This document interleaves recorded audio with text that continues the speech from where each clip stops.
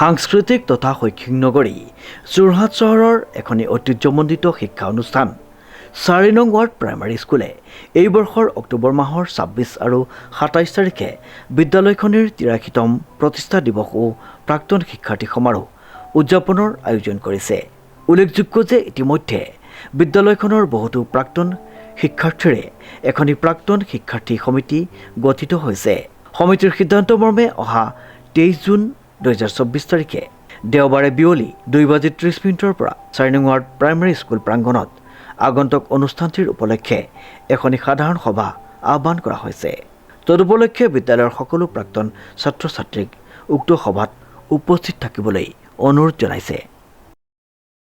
উত্তৰ পশ্চিম যোৰহাট ক্ৰীড়া সন্থাৰ উদ্যোগত উত্তৰ পশ্চিম যোৰহাট শতদল শাখা সাহিত্য সভা আৰু অসম আবৃত্তি আৰু সাংস্কৃতিক পৰিষদৰ সহযোগত ৰাভা দিৱস পালন কৰা হয়। উল্লেখযোগ্য যে উত্তৰ পশ্চিম যোৰহাট ক্ৰীড়া সন্থাৰ প্ৰাংগণত সভাত নবীন বৰাই বন্তি প্ৰজ্বলন কৰাৰ পাছত প্ৰাক্তন শিক্ষক বিপুল দুৱাৰাই ৰাভাদেৱৰ ওপৰত বিস্তৃত জীৱন সম্পৰ্কে বক্তব্য আগবঢ়ায়।